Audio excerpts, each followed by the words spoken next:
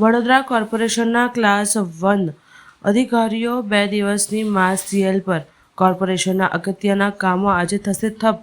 આજે એક પણ ક્લાસ 1 અધિકારી નહીં આવ્યા ઓફિસમાં. ઓડિટ વિભાગમાં ફાઇલોની વિગતો લીક થતી હોવાથી ઊભો થયો છે વિવાદ.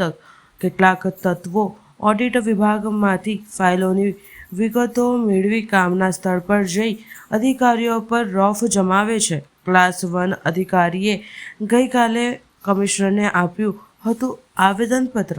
માય નેમ ઇઝ ભરત શાહ અને મને અપીલ આતું બોલાયો હતો. મારી 2 મહિનાની ઉપર થઈ ગયા, 60 દિવસની ઉપર થઈ ગયા. આરટીઆઈ કરેલી હતી. 60 દિવસ સુધીમાં એક પેપરની કોઈ આ લોકો જવાબ નથી આપતા. આજે મારે એની અપીલ કરી. અપીલ કર્યા પછી એને તાત્કાલિકમાં ધોરણે મને બોલાવવામાં આવ્યો. 5/12/2025 રોજ 11:40 ટાઈમ છે. આવડે ઉપર જે હશે તો ટાઉન પ્લાનિંગ ઓફિસર બી નથી, ના તેમનો વોચમેન છે, ના તેનો પટાવાળો છે, કોઈ બી દેખાઈ નથી રહ્યું છે.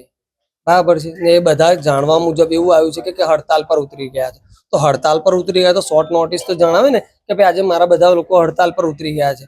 માણસ લિફ્ટ બી બંધ છે, નીચે લખીને બોર્ડ બી નહીં મેલ્યું. જેવી રીતના આ બધા બોર્ડો મેલેલા છે લોકોએ, તો નીચે એવી રીતે બોર્ડ મેલ દો ને કે ભાઈ નથી કોઈ સત્તા અધિકારી કે આજે હડતાલ પર છે, સો એન સો કઈ બી છે.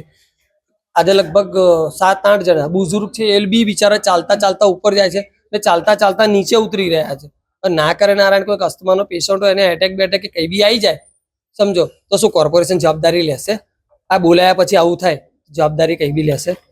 આ લોકો શોર્ટ નોટિસ નથી આપી શકતા કોઈ બી રીતનો નહીં. કોઈ ફોન નહીં ઉઠાવી રહ્યો, કઈ બી કોઈ જવાબ નથી આપી રહ્યો.